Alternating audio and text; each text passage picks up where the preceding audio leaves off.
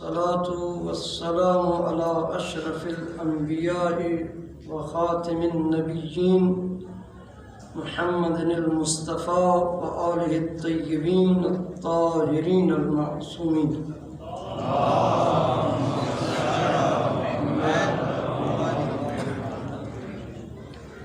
نعزي الإمام صاحب العصر والزمان عجل الله فرجه الشريف والمراجع العظام وعائلة الفقيد السعيد بهذا المصاب الجلل والمصيبة العظمى والرذية الكبرى التي نزلت بساحة المؤمنين. أيها الإخوة الحضور، لا نريد منكم في هذه الدقائق القليلة أن نترجم لحياة الفقيد السعيد بقدر ما نقف على شذرات من حياته المباركة وإليك منها من جانب التربية والتعليم. لقد حظي من نعومة أظفاره برعاية والده آية الله السيد محمد علي الحكيم قدس سره، رعاية واهتماما بالغين، وذلك لما وجد في ولده الأكبر من الاستعداد والقابلية على تلقي العلم والتعمق والتنظير لمباحثه، وزرع في نفسه من سجايا الخلق المرضي والصفات الحميدة والشمائل النبيلة. ولا يخفى دور أستاذ المجتهدين والفقهاء سيد الطائفة الإمام السيد محسن الحكيم قدس سره في صناعة شخصية الفقيد العلمية والعملية والاهتمام بها لما أدرك فيه من النبوغ المبكر والاستعداد الذهني، ولذلك فقد أهدى إليه مراجعة مسودات موسوعته الفقهية مستمسك العروة الوثقى. ومن أشهر أساتذته أستاذ الفقهاء والمجتهدين الشيخ حسين الحلي قدس سره، الذي له الأثر البالغ في حياته العلمية والعملية. وقضى الفقيد حياته الطيبة بين التدريس والتأليف، وقد تخرج على يديه نخبة من أفاضل الأعلام والأجلاء في الحوزة العلمية، وهم اليوم من أعيان الأساتذة في الحوزات العلمية. ومن آثاره العلمية كتابه الموسوم مصباح المنهاج وفقه استدلالي موسع على كتاب منهاج الصالحين. وكان يظهر حسن الفقاهة من الفقيه بقوة الاستنباط والبحوث الاستدلالية، وهذا الشيء دليل على هذا الأمر، وكان سماحة المرجع أهلها لذا وصف بفقيه أهل البيت عليهم السلام، وهذا الكتاب يغنينا عن سواه من التقريرات والحواشي. وأخيرا اتسمت مرجعية السيد الحكيم قدس سره بالقيادة والريادة وبالحكمة والحنكة والثبات والتثبت والفقه والتفقه. هذا ما عرفناه عنها وما لمسناه منها، ونحن نعيش معها في النجف الأشرف. وآخرا بفقيد المرجع خسارة كبيرة للعالم الإسلامي بشكل عام وللنجف وحوزتها بشكل خاص. حفظه الله علماؤنا الباقين ورحم الله الماضين منهم لا سيما السيد الحكيم. والسلام عليكم ورحمة الله وبركاته.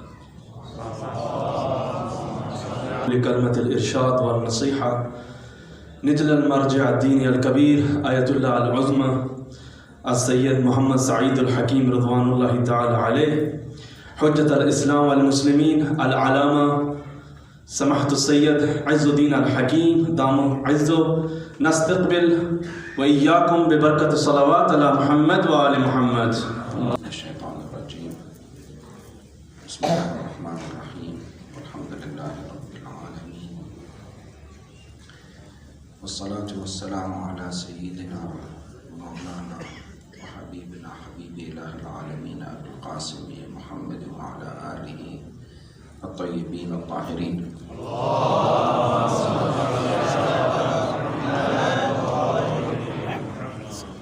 في البداية نتقدم لكم جميعا إخوتنا المعزين الذين آثرتم أن تكون لكم مساهمة في تقديم العزاء بسبب هذه الحادثة المؤلمة، وما ذلك إلا من حرصكم، من إخلاصكم، من طيب نفوسكم، ومن ارتباطكم بأهل البيت عليهم السلام، وبمسيرة علماء أهل البيت، بمسيرة الحركة العلمية المتواصلة المستمرة من عهد المعصومين صلوات الله وسلامه عليهم وإلى ما شاء الله الآن يأذن الله بالفرج الأعظم. هذه المسيرة المباركة الميمونة المؤيدة بتأييد الله تعالى بلا شك، ما دمنا نحن بالفعل مرتبطين بأهل البيت وبالإخلاص لله تعالى، ليس من المعقول أن هناك عبدا من عباد الله أو مجموعة أو جهة تخلص لله في العمل والنية ولا تكون مؤيدة من قبل الله تعالى.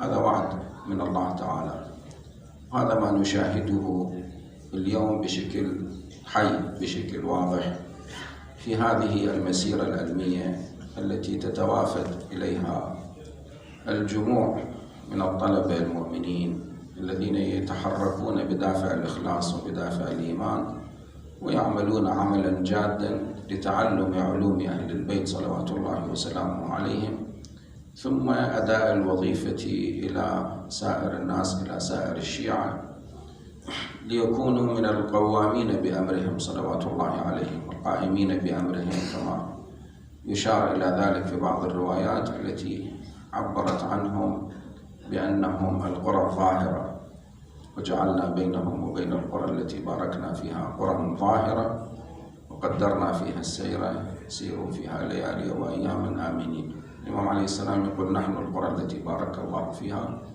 القرى المباركة، وأنتم القرى الظاهرة. القرى الظاهرة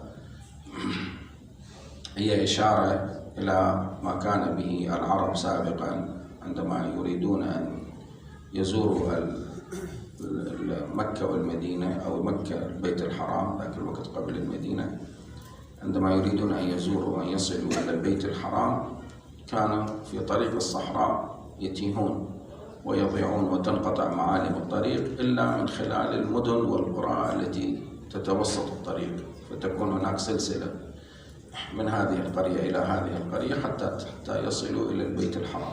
الإمام عليه السلام يشير إلى أن العلماء العاملين الذين يبذلون الجهد والإخلاص في سبيل تعلم معارف أهل البيت عليهم السلام على حقيقتها وينقلونها للناس هم بمثابة تلك القرى الظاهرة التي تكون دلائل وتكون علامات وتكون وسائل إرشاد للناس للوصول إلى أهل البيت صلوات الله وسلامه عليهم.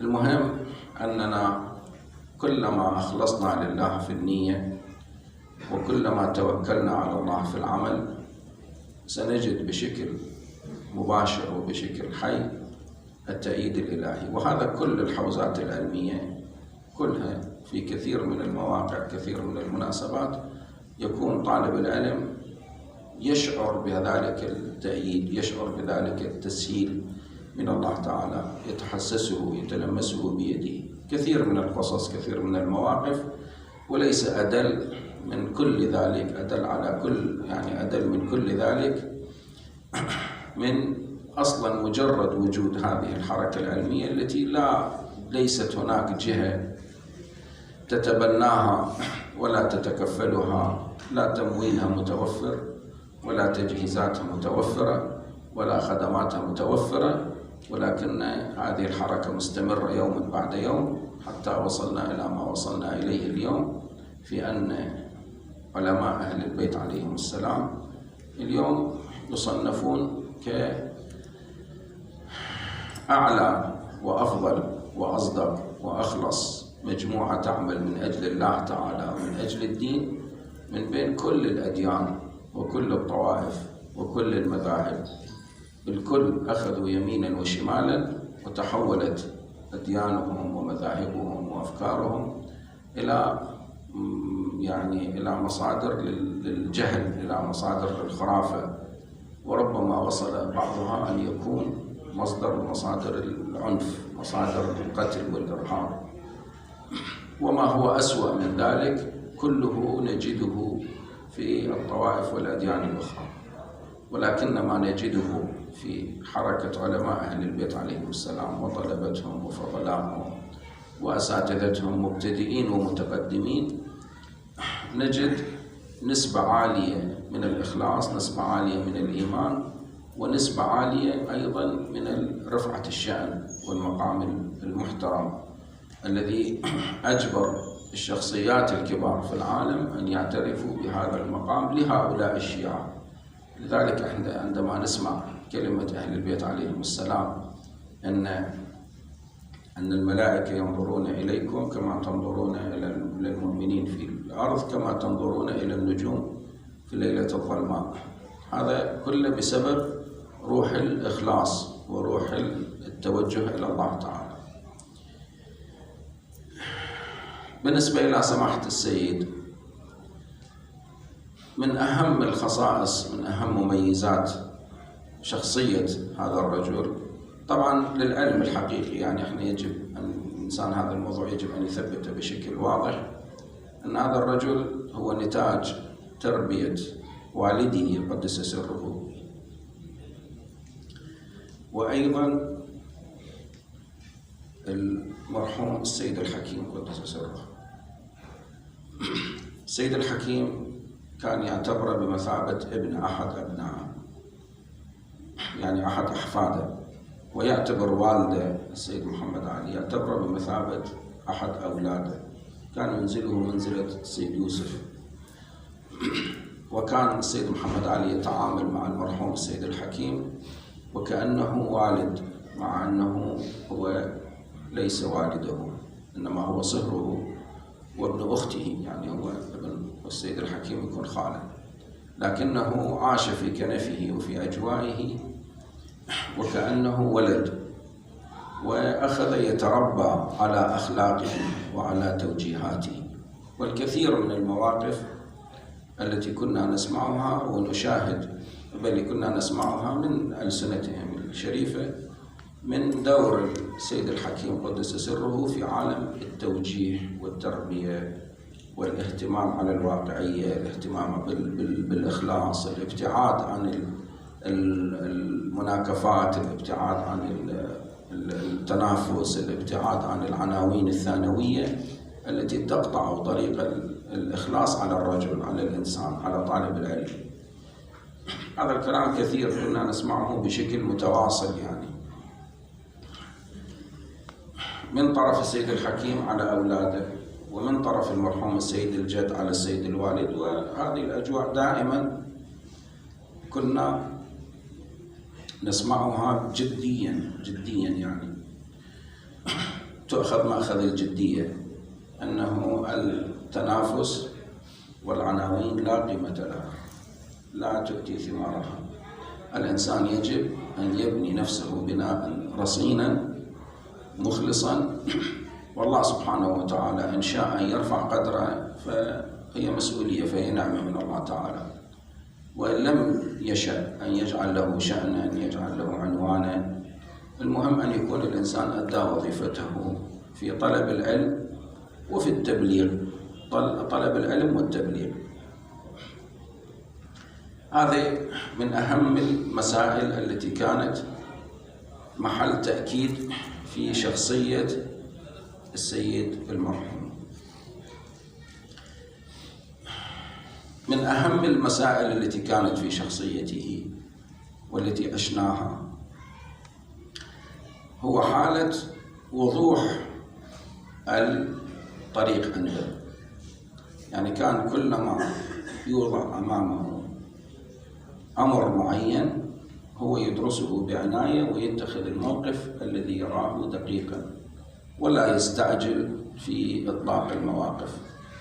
دائما يكون على بينة من أمره، دائما يكون بصدد أن يبرئ ذمته.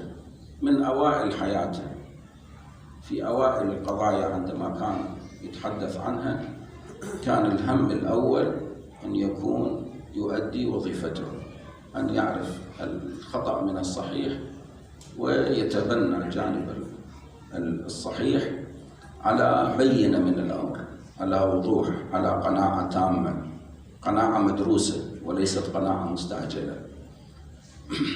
ربما ما أعرف إذا كان في حال أو الأيام يعني أو السنين الأخيرة عندما كان يجلس في المكتب، ربما بعضكم متقدمين بهذا الموضوع له، كثيرا ما كان الشباب يأتون له يسلمون عليه ويطلبون منه نصيحة. هذا عرف موجود، كثيرا ما يجون يسلمون عليه سيدنا نصيحة، يريدون يروحون، يعني نصيحة سريعة. فكان النصيحة التي يكررها باستمرار ويؤكد عليها كان يدعوهم إلى التثبت. هذا المعنى الذي يجب أن تلتزموا به. يقول لهم الإنسان يجب أن يتثبت في أمره، لا يستعجل في مواقفه. كان يكرر دائما أن عثرة الاسترسال لا تقال. عثرة الإنسان إذا استرسل في شيء معين بلا بينة ثم يعثر ثم يقع في مشكلة بعد ما يقدر يرجع. فمن البداية يجب على الإنسان أن يتثبت في أمره، يتثبت في علاقاته، يتثبت في ارتباطاته، يتثبت في أي شيء يبتلى به. يرتبط بفلان من الناس يجب أن يفهم، يجب أن يعرف، يجب أن يحرك فكرة ويحرك دماغه في أنه هل هذا من مصلحتي؟ هل هذا من نفعي؟ هل هذا فيه فائدة أو ماذا؟ أنا ألتقي بفلان، أجتمع بفلان، أصادق فلان، أدرس عند فلان، أعمل مع فلان، على مستوى الحوزة وعلى مستوى الشباب أيضا. هم أيضا الشباب معرضين بشكل أو بآخر إلى أنواع من المواقف في الارتباط والانتماء. نسجل نفسه في المجموعة الفلانية، يعمل ضمن الطائفة من الفرقة الفلانية، يلتقي بصديق من الأصدقاء إلى آخره. كل المسائل هذه الإنسان يجب أن يتثبت فيها، بما في ذلك يتثبت في إطلاق الكلمات. عندما يطلق الكلمات الإنسان معرض إلى أنه يسأل عن فلان وفلان، فبعض الحالات الإنسان يندفع، يسترسل، يطلق الكلام جزافا بعصبية بانفعال نتيجة مشاكل قديمة في نفسه، نتيجة أوهام. لكن إذا أطلق الكلام بعد حينئذ صار أسير هذا الكلام. قبل أن يطلق الكلمة يجب أن يتروى وأن يتثبت. هذه الصفة كانت من مميزاته، هو من خصائصه، أنه يحاول في أي شيء يقع فيه أن يفكر قبل أن يتخذ القرار، أن يتثبت وأن يتروى قبل أن يتخذ القرار. كثير من المواقف محطات التي مر بها في حياته في أيام شبابه، بدايات دراسته وما بعدها بمرور الزمن، كثير من المسائل اتعرض لها، وكان في كل موقف من تلك المواقف كان دارس، كان مفكر، وكان متخذ قراره على بينة من الأمر. طبعا وفق الأجواء المحيطة بنا، قلت لكم أنه تأثير المرحوم السيد محمد علي كان بالغ في نفسه، وكذلك تأثير المرحوم السيد الحكيم قدس سره، بالإضافة إلى المرحوم السيد يوسف إلى آخره. هذه الأجواء كانت موجودة، يعني كلهم يعني لهم أثر في تكوين شخصيته. لكن المهم أن هذا الجانب، أن هذا البعد كان أساسي في شخصيته، في أنه قبل ما يتصرف، قبل ما يتخذ قرار، هو كان يتروى، يدرس الأمر دراسة صحيحة. مثلا أمثل لكم مثال الآن، أنه في بدايات شبابه وهو طالب علم ناشئ، كان الحديث عن دخول رجال الدين في العمل السياسي، يعني في بدايات الأمر. الحركة الإسلامية في بداياتها هو كان في تلك الأجواء، هو من بين كثير من الناس الذين اندفعوا اندفاعات مستعجلة، هو كان عنده رؤية دقيقة وعميقة، ويحاول يعني وبكل شكل من الأشكال يحاول أن يربطها بروايات أهل البيت عليهم السلام وموقفهم من هذا العمل، أنه صحيح أو ليس صحيح. كان على بينة من الأمر من أنه مسؤوليته وتكليفه هو الاستمرار في طلب العلم، وكان على بينة أيضا من الأمر من أن العمل في طلب العلم قد يكلفه الكثير، قد يعني الميزانية المالية وما يتعلق بها قد ما تتوفر، لكنه كان الأمر واضحا بالنسبة إليه في أن هذا واجب يجب أن نستمر به، يجب أن نعمل فيه، والنتائج على الله سبحانه وتعالى هو الذي يختار ما يراه مناسبا، والله لا يترك عبده. وهذا كان على وضوح عنده. في بداية توجهه إلى طلب العلم كانت الظروف المالية لطلاب العلم كانت قاسية جدا، وهذه مرحلة تاريخية تستحق أن يكتب عنها الكثير. في تلك المرحلة في بداية دخوله يعني توجهه إلى طلب العلم، هو توجه إلى طلب العلم من بداية حياته، يعني ماكو مدارس في ذاك الوقت، ما دخل إلى مدرسة يعني.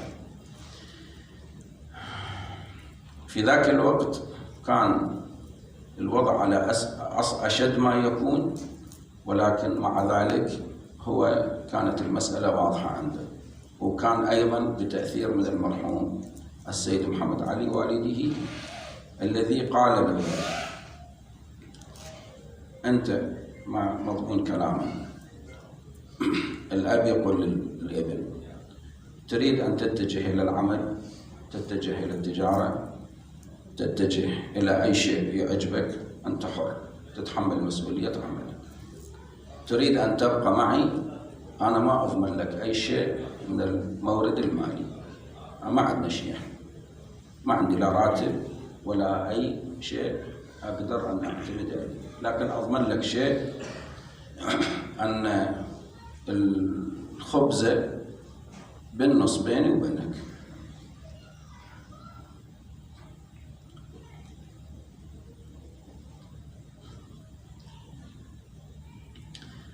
أننا نشبع معا ونجوع معا. وبالفعل مروا، وهذا تاريخ احنا ندري به، مروا بظروف في غاية الصعوبة، ولكنهم أكملوا المسيرة. كان عنده أنفة من أن يطلب شيئا لنفسه، هذه من الظواهر الملفتة فيه وفي والده، مع أن السيد الحكيم قدس سره كان مرجعية عليا في ذلك الوقت وكانت الإمكانيات المالية، لكنه لم يطلب منه شيئا لنفسه، لم يذهب إليه في يوم من الأيام ويقول أنا محتاج وأعطيني. إن كان السيد الحكيم يذكره بشيء من الدعم يتقبله، أما أن هو يروح إلى السيد ويقول له أنا محتاج واليوم عندي فلان مسألة وعندي فلان قضية، هذا الأمر ما كان يحدث على الأمر.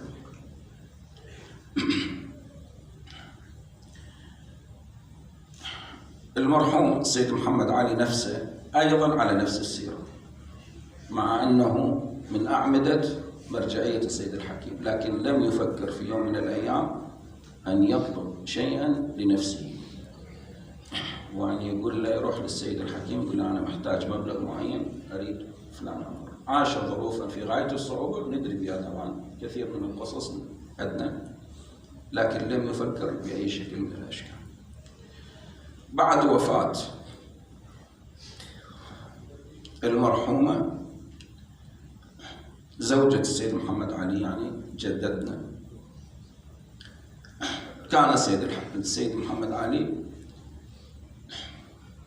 يذكرها بكل تقدير ويقول عاشت معي مختلف الظروف ولم تجزع ولم تتعب ولم تفكر في يوم، رفعت راسي يقول لم تفكر في يوم أن تذهب إلى والدها وتقول له نحن محتاجون أرسل لنا مبلغ.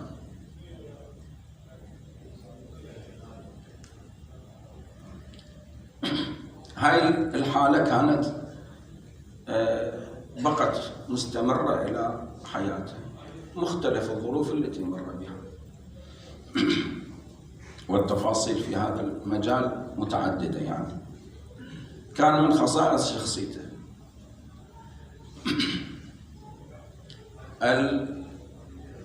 القوة، الشجاعة، وهذه من المميزات التي يعرفها القريبون منه، أنه كان لا يخاف. في أسوأ المراحل التي مر بها العراق من عهد بعد الملكية، عهد الجمهورية والشيوعيون وما عملوا فيه في العراق من حالات السحل في الشوارع والتعذيب والتجاوز على الآخرين والخوف الذي أرادوا أن ينشروه، هو كان في ذاك الوقت كان في قمة الشجاعة. طبعا لم يكن من عقيدته المواجهة والمقاومة، لأنه هو مو من طبيعته يعني العمل السياسي، لكنه عندما يتعرض إلى موقف يفترض أن يخاف فيه هو كان لا يخاف. في أسوأ الظروف التي مرت في عهد البعث والرعب ينتشر ويدب في نفوس العراقيين جميعا، هو كان على بينة من الأمر، كان لا يخاف. لا يرتعب. نعم اكو خطورة اكو مشاكل، لا يضع نفسه في التهلكة، لكن حالة الرعب ما موجودة عنده. في داخل السجن تعرضنا إلى أكثر من موقف، يجون جلاوزة النظام يستفزون السجناء، يستفزونا احنا، ويتصرفون بطريقة مرعبة مخيفة. هو كان لا يتأثر، كان الوحيد القادر على مواجهتهم والحديث معهم وهم جلاوزة قتلة وهو أسير بين أيديهم. طبعا لا يتصرف بطريقة الاستفزاز يعني لهم، لا يستفزهم، ولكنه لا يرتعب منهم، لم يفكر في يوم من الأيام أن يخاف. هذه هم أيضا من الظواهر الملفتة في شخصيته. مثابرته وجديته في طلب العلم، هذا شيء يستحق أن يكتب عنه الكثير.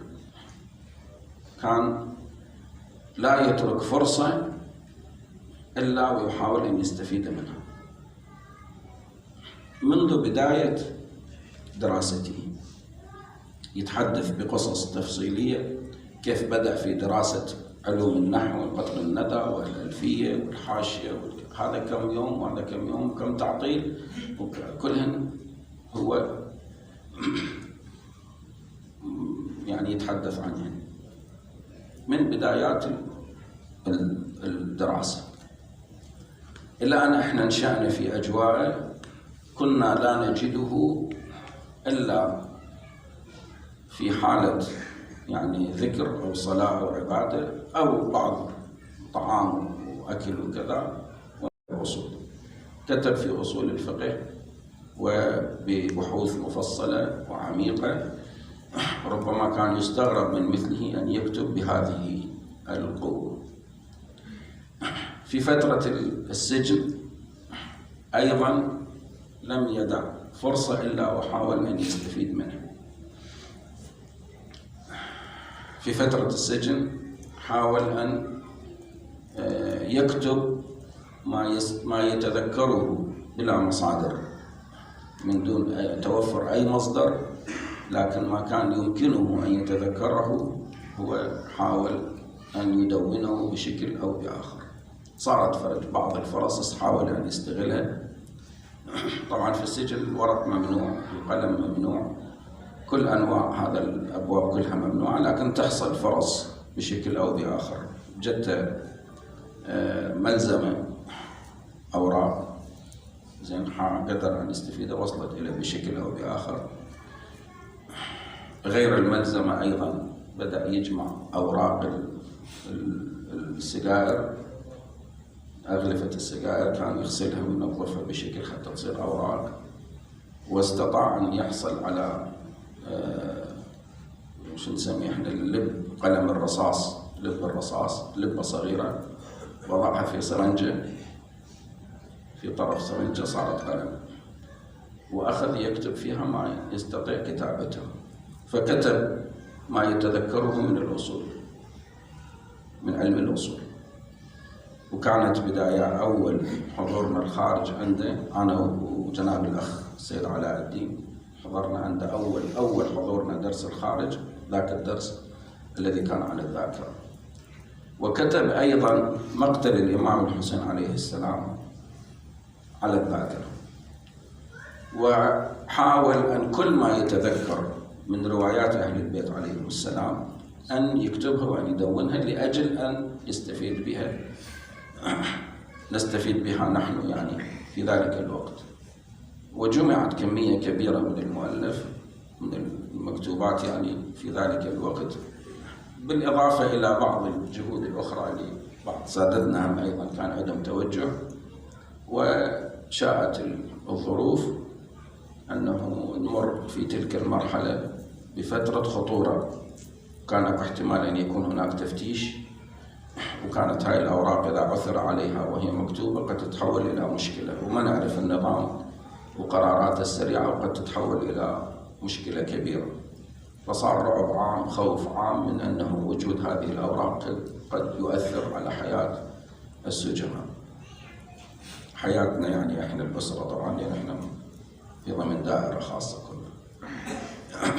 صار ضغط عليه من قبل الآخرين بأن هذه خطرة نحاول نتخلص منها. هو كان يرفض ذلك بشدة، كان يعتقد بأن الخوف لا مبرر له، ماكو شيء فعلي إلى الآن يستوجب أن نحرق هذه الأوراق. هو طبعا من خصائصه أنه لا يطيق أن يتلف شيئا مما يكتبه أبدا. هاي الحالة كانت من يعني المواقف الثابتة عنده، أنه لا يتحمل أن يتلف شيئا يكتبه، حتى من يصير عنده تصحيح تعديل أم يصححها بطريقة اللي بحيث ما يتحول إلى تلف. وكانت هذه القضية إتلاف تلك الأوراق من القضايا التي حزت في نفسه وإلى آخر أيام حياته، كل ما يذكرها يتألف. بعد ذلك تغيرت الظروف وفسح المجال نسبيا لوصول بعض المصادر العلمية. النظام وافق على، يعني المسؤولين الأمنيين في السجن وافقوا على دخول الكتب المطبوعة في العراق، فأمكن دخول مستمسك الجواهر كذا بعض الكتب اللي هي مطبوعة في النجف أمكن دخولها. وهو بدأ بدرس الخارج في السجن، وكتب الجزء الأول من المحكم في الأصول، الجزء الأول من الكافي في الأصول، الدورة الثانية في أصول الفقه. الجزء الأول كتب في تلك المرحلة، بعد ما خرج هم نقحها تنقيح ثاني وأكمل تأليفه وأكمل الجزء الثاني من عنده. صار دورة أصولية متكاملة، كان يفكر في أنها يمكن أن تكون يعني دورة أصولية تصلح أن تكون درسا، يعني كتابا درسيا لمن يعتقد بأن الكفاية والرسائل غير وافية في هذا الوقت لتطور علم الأصول. هو كان يحاول أن يعني يتصور بأنه أو يعتقد بأنه كتاب الكافي يصلح أن يكون كتابا درسيا، وألفه على هذا الأساس. وأيضا من الفقه هم أيضا أكمل بعض الدروس الفقهية، كان في الخارج يعني قبل الدخول للسجن كان كاتب في أواخر كتاب الطهارة أحكام الأموات، أكمله في السجن، ثم بدأ في درس بعض الكتب الأخرى كالصوم والخمس على ما أعتقد، وبعض الكتب ألفت في السجن ودرسها في السجن.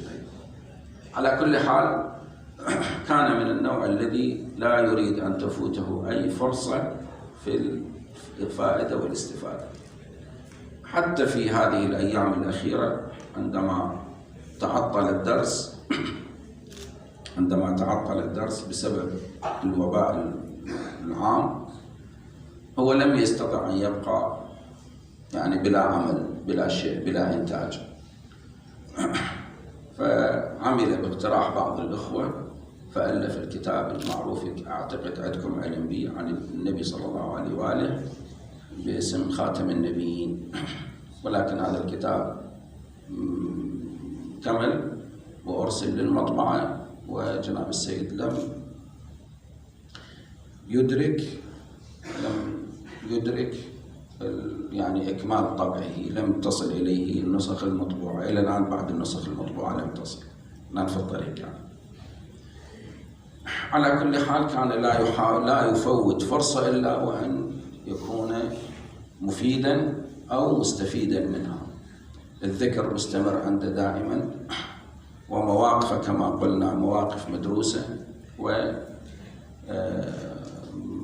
يعني عميقة أصيلة، مو ارتجالية، مو سريعة، وشجاعة هم أيضا بلا توقف، وأبية نفس كما ذكرنا في كثير من المواقف. أعتقد بعض الأخوة الذين عملوا معنا في المكتب يدركون يعني يجدون هذه الروحية في شخصيته رضوان الله تعالى عليه. هذه بعض الملامح، طبعا الحديث احنا قد ما يسمح لنا الوقت بعد أكثر من هذا. بعض الملامح الأولية لما يتعلق بشخصية جناب السيد رضوان الله تعالى عليه. المهم أن احنا نذكر من جانب ونتألم، لكنه يجب أن نعرف بأن هذه هي المسيرة الصحيحة، هذا هو الطريق الصحيح. والسيد لم يكن بدعا، لم يكن ابتداء، لم يكن أول واحد من علمائنا في هذا المجال. حركتنا العلمية المتصلة من عصور المعصومين صلوات الله عليهم هي كلها بهذا النحو كانت تتسم، بهذه الروحية من شخصيات علمائنا بأشكال مختلفة وبنسب مختلفة، وكل إنسان علمائنا لم يكونوا معصومين ولا ندعي لأحد منهم العصمة على الإطلاق. أنهم تفاوت، فضلنا بعضهم على بعض، هذا حق طبيعي، لكنه هذه الروحية بشكل عام هي روحية علماء أهل البيت عليهم السلام، وهي التي يجب أن تنعكس على طلبة العلوم الدينية. كان من خصائص شخصيته أنه لا يفرق بين طلبة العلوم الدينية من أي قومية على قومية أخرى، أو أسرة على أسرة، أو عائلة على عائلة. كل من يعمل في خدمة أهل البيت فهو محل احترام ومحل تقدير، ويجب أن يخدم بأي شكل من الأشكال. لا يرضى بأي شكل من الأشكال بأن يشعر بعض الناس بأنهم هم دون الناس الآخرين، هم ليسوا أهلا، هم لا يصلون إلى مستوى معين. هذه المسألة من بدايات حياته قبل فترة مرجعيته كنا ندركها بشكل واضح، أنه هذا الإحساس بالتمييز بين أسرة وعائلة ونسب وجهة معينة وقومية أو كذا، هذا الكلام من الباطل الذي لا يجوز أن نأخذ به بأي شكل من الأشكال. ربما عندنا في مصطلح النجف أو في بعض المحافظات أنه هذا ابن ولاية وهذا خارج الولاية، وهذا الكلام كان يسيء إليه جدا. ماكو جهة أولى من جهة في خدمة أهل البيت عليهم السلام. على كل حال، هذه جزء من الدروس التي ينبغي أن نستفيدها وأن نتعلمها وأن نحولها إلى سلوك عملي. احنا عقيدتنا أنه احنا هذه الحركة إن لم تكن مدعومة من أهل البيت ومؤيدة من الله تعالى ومسددة منه تعالى من السماء، وبدعاء ورعاية صاحب العصر والزمان عجل الله تعالى فرجه الشريف، إن لم تكن كذلك فلا قيمة لها، فلا أهمية لها، فلا فائدة فيها، فلا بركة فيها. أهم عنصر في جانب العمل التبليغي والعمل التعليمي والتربوي هو ارتباطها بأهل البيت عليهم السلام وارتباطها بالسماء، وبدون ذلك لا قيمة لها. إذا تحولت إلى عناوين وإلى أسماء وإلى زعامات وهذا كله لا قيمة له على الإطلاق. الله سبحانه وتعالى أو الإمام عليه السلام لا يهمه أن نكون نحن زعماء وعندنا أموال وعندنا شخصيات هذا ما يهم أن يكون شيعته يصلهم الحق وتصلهم العقيدة الصحيحة، وأن يعمل من يعمل منهم بإخلاص وبصدق. هذا هو اللي محل تأييده ومحل دعاء ورعايته، وهذا نحن بأحوج الحاجة إليه، بأشد الحاجة إليه، في أننا نكون على هذا النهج. هذه هي سيرة أهل البيت صلوات الله وسلامه عليهم. كان من خصائصه أيضا، ربما الوقت بعد ما يسمح لنا أكثر، من المسائل التي نجدها بشكل واضح في توجيهاته، أنه يهتم بالجانب التبليغي كما يهتم بجانب طلب العلم. تعرفون جانب الحوزة إلى وجهين: وجه طلب العلم ليتفقهوا ولينذروا. كما التفقه هو نقول واجب، أيضا الإنذار والعمل هم أيضا. والبعض كان يتصور بأنه هو يتفرغ للتفقه والتبليغ وكذا ما يليق به مثلا، أو ما يناسبه، أو يقلل من سمعته. هو كان يرفض هذه المسألة بشدة. التبليغ بأي شكل من الأشكال هو نقول واجب أو نقول لابد منه، زين. وأيضا طلب العلم والتفقه هم واجب، وطلب العلم والتفقه لا قيمة له ما لم تكن الغاية منه الإنذار والتبليغ للناس. الإنسان إذا يريد أن يجعل طلب العلم لنفسه حتى هو يرتقي ويكون إلى عنوان وإلى سمعة وإلى كيان، هذا شيء خاص يخص به، هذا مو مسيرة الحوزة. الحوزة يجب أن تعلم وتعلم، أن تكون مثمر ومفيد ومنتج بأي شكل، إما بدرس أو بتأليف أو بتواصل أو بخدمة أو بتبليغ، يعني عمل خارج النجف أو داخل النجف أو أي شكل من الأشكال. نسأل الله سبحانه وتعالى أن يتقبل أعمالكم، أن يبارك بجهودكم إن شاء الله ومسعاكم هذا في إحياء ذكر هذه الشخصية وغيرها من الشخصيات. لا يجوز أن نتوقف عند هذه الشخصية مع شدة احترامنا وحبنا له وتفجعنا عنده، لكن لا يجوز أن نتوقف عندها فقط. علماءنا سلسلة متصلة لا تنقطع إن شاء الله، وبرعاية سيدنا ومولانا صاحب العصر والزمان أجل الله تعالى فرجه الشريف، وبتأييداته إن شاء الله، وبالتوفيق الإلهي وبالإخلاص والجدية من طرفنا. نسأل الله سبحانه وتعالى أن نحظى بالتوفيق التام، التأييد من الله سبحانه وتعالى، القبول من يعني لأعمالنا ولجهودنا، والرضا بين يديه إن شاء الله عندما نكون في ساحته جل وعلا. استغفر الله لي ولكم وأعتذر منكم، وأتقدم لكم جميعا بالشكر والتقدير، ولجميع الأخوة القائمين على هذا المجلس، خصوصا الإخوان في المكتب جناب السيد ساجد دام الله وجوده، وجميع الطلبة الفضلاء والآخرين عفوا. والسلام عليكم ورحمة الله وبركاته. المنبر الحسيني فضيلة الشيخ عامر زرفي زيد توفيقه ببركة الصلوات على محمد وآل محمد. غفر الله لكم.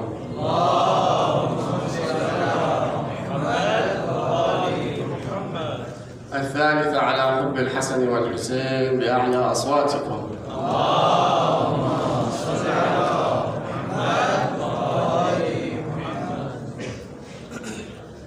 أعوذ بالله من الشيطان الرجيم. بسم الله الرحمن الرحيم. صلى الله عليك يا سيدي ويا مولاي يا رسول الله. صلى الله عليك يا سيدي ويا مولاي يا خاتم الأنبياء والمرسلين يا أبا القاسم محمد.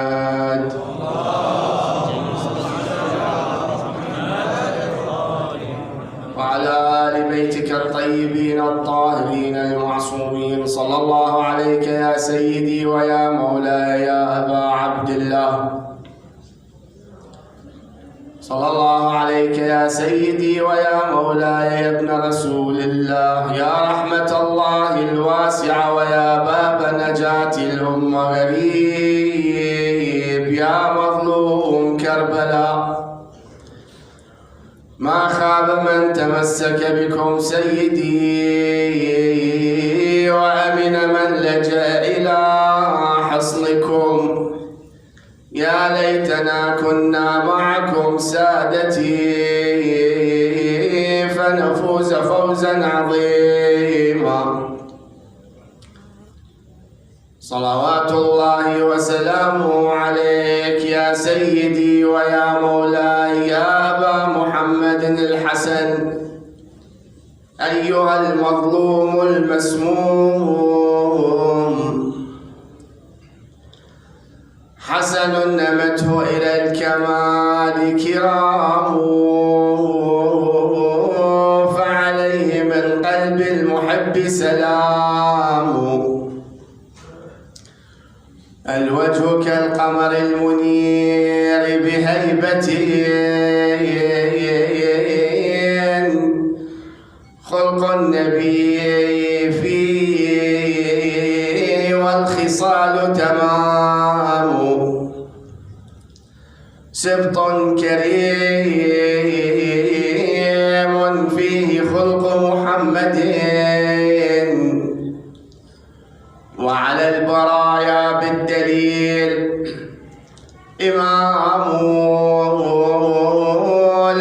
إنما يجري الدموع بحرقة لم ترع للهادي الرسول ذمام دارت رحل طغيان حول المجتبى فأردت بغيا تلكم الأيام قد شاهد الزهراء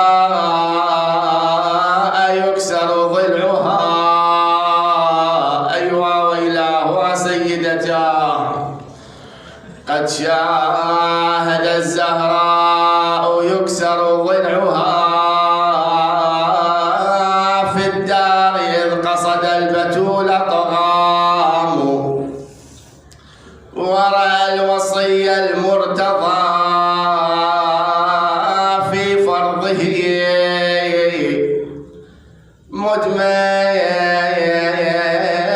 وقد أورى الفؤاد طغام ختم الحياة بسم جعدة صابرة فبكى عليه الحل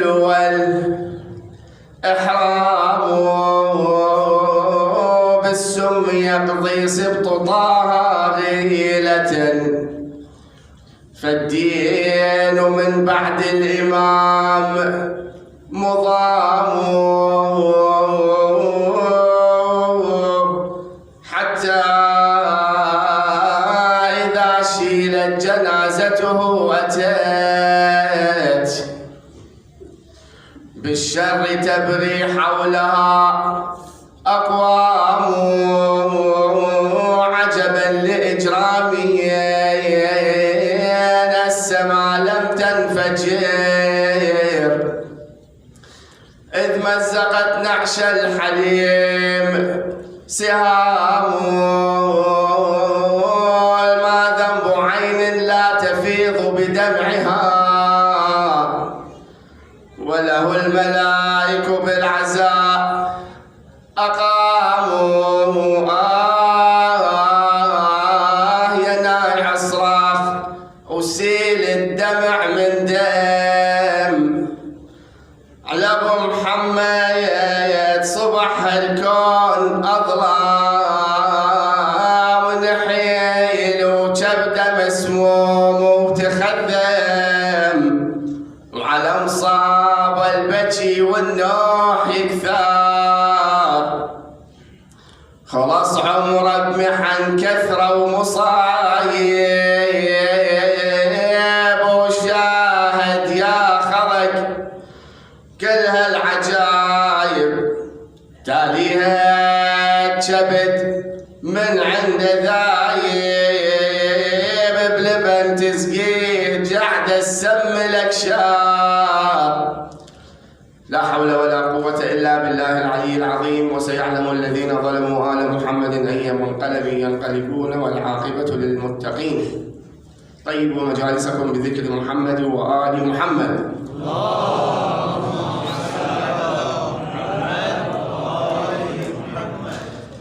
في الرواية عن الإمام الصادق صلوات الله وسلامه عليه أنه قال: ليس يتبع الرجل بعد موته إلا 3 خصال: صدقة أجراها في حياته فهي تجري بعد موته، وسنة هدى سنها فهي يعمل بها بعد موته، أو ولد صالح يدعو له. صدق مولانا أبا عبد الله الصادق صلوات الله وسلامه عليه. هذه الرواية وردت بطريق عامي ولعله المشهور حتى على بعض ألسنتنا أنه إذا مات ابن آدم انقطع عمله إلا من 3: صدقة جارية، أو علم ينتفع به، أو ولد صالح يدعو له. الرواية بهذا الصيغة وبهذا الأسلوب رواية عامية، ورواية أهل البيت صلوات الله عليهم أجمعين هي هذه ما تلوتها عليكم في صدر البحث. الشيخ الكليني في الكافي يروي هذه الرواية بهذا المضمون عن طريق من 3 طرق، ولعله واضح مضمون الرواية في أنه الإنسان يبقى ذكره خالدا بعد وفاته بهذه الأمور الثلاثة. وفقيدنا رضوان الله تعالى عليه، طبعا أنا يحس في نفسي واقعا وأنا القليل وأقل من القليل أني أؤبن هذا العلم الشامخ وهذا القامة العملاقة، ولكن هذه أقدار الله تجري بهذا الشكل. نسأل الله أن يلهمنا ويلهم أسرته وذويه وأبنائه الكرام الصبر على هذه الفاجعة وهذه المصيبة العظيمة. فقيدنا كان من فضل الله تعالى يتمتع بهذه الخصال جميعا، فالصدقة الجارية، كل هذه الأعمال والمشاريع الخيرية التي تأسست بتوجيهاته وبركات إمضائه الشريف، من أهمها مؤسسة اليتيم اللي ترعى هذا الكم الكبير من الأيتام ويشهد بها القريب والبعيد بحمد الله تعالى، مؤسسة الشعائر وغير ذلك من المشاريع الكثيرة التي هي إن شاء الله كلها صدقات جارية تجري له بعد وفاته رحمة الله تعالى عليه. وأما الصفة الثانية وهي التي تبقى له بعد رحيله عنا هي الولد الصالح، وقد من الله تعالى عليه بذرية طيبة صالحة كلهم من الأتقياء ومن العلماء الذين عاصرناهم وعاشرناهم ولم نر منهم إلا العلم الفائض الغزير وإلا الخير والبركة، فهم إن شاء الله مداد لبقائه ولذكره الشريف رحمة الله تعالى عليه. وأما الصفة الثالثة التي تبقى له بعد وفاته هي السنة، سنة الهدى التي تركها عن طريق دروسه وعن طريق كتبه وعن طريق مؤلفاته التي ملأت المكتبة العربية في شتى الفروع. كتب في الفقه وكتب في الأصول وكتب في العقائد والحواريات والنصائح والإرشادات إلى مختلف طبقات الشعب، وكتب أيضا في التاريخ. ونسأل الله أنه ينفع بها وتكون نورا له في تلك الدار. الشيخ الأميني رحمة الله تعالى عليه الذي قضى من عمره الشريف تلك السنوات في تأليف كتاب الغدير، يروي بعض من عاصره أنه بعد وفاته رحمة الله تعالى عليه رآه بعض الأعلام أو أحد العلماء في الرؤيا، وهو أن مضمون الرؤيا أن أمير المؤمنين صلوات الله وسلامه عليه يستقبل الشيخ الأميني ويعطيه غرفة من ماء الكوثر ويقول له هذه العبارة المشهورة أنه اهنأ من غديرك يا أميني. لما تدخل الآن إلى مكتبة أمير المؤمنين تجد هذه الحادثة موثقة بمجسم، صورة مرسومة بهذا الشكل.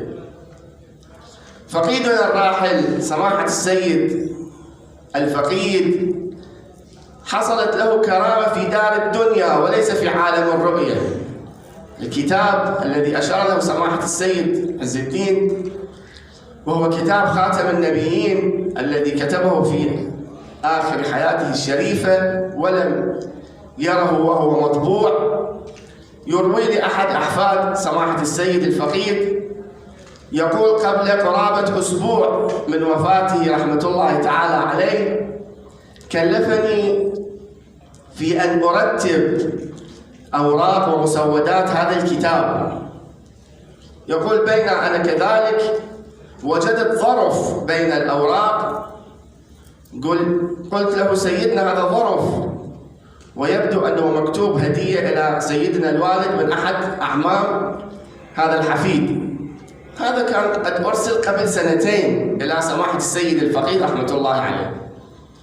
يقول قال نعم أنا هذا الظرف أتذكر جاء في وقت وأنا نسيت أنه أفتحه وأشوف شنو بي، أفتح أشوف شنو بي.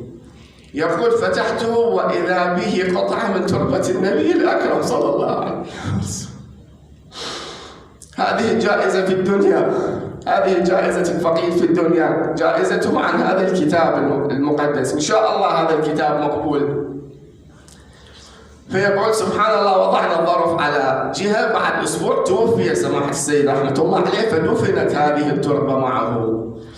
نال سماحة السيد الفقيه 3 كرامات بما رأينا بأعيننا، أنه دفنت معه تربة الحسين صلوات الله وسلامه عليه التي كان دائما يهديها لنا وللمؤمنين، وتربة النبي الأكرم صلى الله عليه وآله وسلم، وأنه دفن في تربة أمير المؤمنين صلوات الله وسلامه عليه. تربة النبي الأكرم هذه التربة المباركة المقدسة التي كانت فاطمة الزهراء صلوات الله وسلامه عليها تخرج إليها وتأخذ قبضة من تراب ذلك القبر فتقول ماذا على من شم تربة أحمد ألا يشم مدى الزمان غواليا صبت علي مصائب لو أنها صبت على الأيام صرنا لياليا. أقول سيدتي يا فاطمة الزهراء المصائب مو بس عليك كانت وإنما جرت حتى على أولادك. نحن في هذه الليلة في ذكرى شهادة الإمام الحسن. أقول سيدنا الفقيد كنا نجلس في محضرك وشيخ جعفر يقرأ لنا على الإمام الحسن ونرى دموعك كيف تجري على خديك الشريفين. اليوم ومع كل الحزن والأسى ننعاك مع جدك الحسن. مولانا الإمام الحسن لما سقته تلك اللعينة السم أخذ يجود بنفسه سلام الله عليه. دخل عليه الإمام الحسين وجده بتلك الحالة فاغتم له غما كثيرا. قال له لا يوم كيومك يا أبا عبد الله. ثم وضع رأسه في حجر الإمام الحسين. قال له أخي يا حسين ائتني بالطشت. قال له ماذا تفعل به يا نور عيني؟ قال له لأتقيأ به كبدي. فعلا بين لحظة وأخرى وإذا بالإمام الحسن يتقيأ قطعا من أحشائه الشريفة في هذه الأثناء وإذا بحنين وأنين خلف الباب. قال له أخي يا حسين نحي هذا الطشت، هذه زينب والهاشميات قد جاءت إلينا لا أريد أن أكسر قلبها بهذه الأحشاء. يقول له يا حسين شيل الطشت عني، خواتك يا أبو السجاد جني. يردن يشبع نشوف مني ويردن يا خويا يودع عني وينوحن علي ويندبني. فعلا دخلت زينب سلام الله عليها لما رأت الإمام الحسن بهذا الشكل مصفر عليه جوا صباحات زينب شجية دخلت عليها وشافته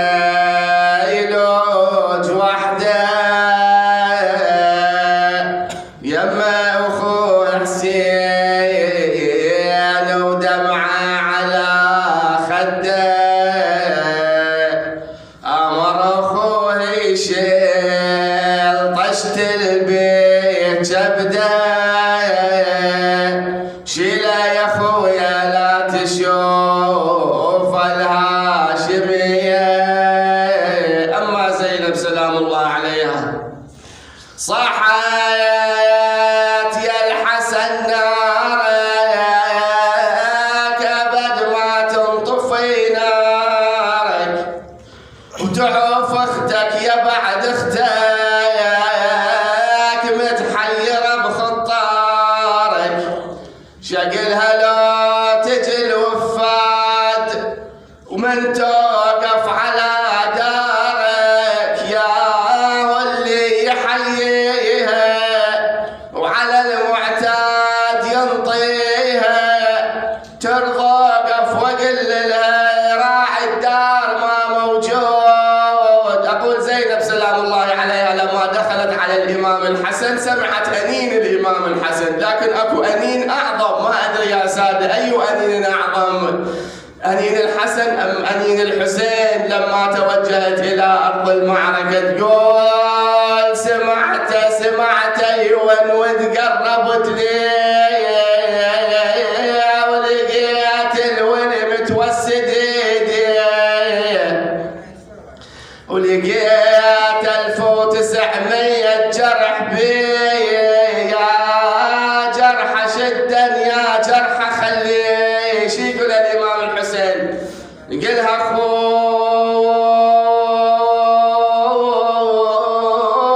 كل جرح بعضاي عوفي بس جرح اللي بقلبي عينك عليه وبمعصبك خويا حيل شدي رحلوا وما رحلوا هاي الوداد يا الله. ربي نسألك وندعوك ونتوجه إليك بوجهك الكريم فرج عنا يا الله. اللهم ربنا أرنا الحق حقا وارزقنا اتباعه وأرنا الباطل باطلا وارزقنا اجتنابه لشفاء المرضى ولقضاء الحوائج. الآية الكريمة بسم الله الرحمن الرحيم. أمن يجيب المضطر إذا دعاه ويكشف السوء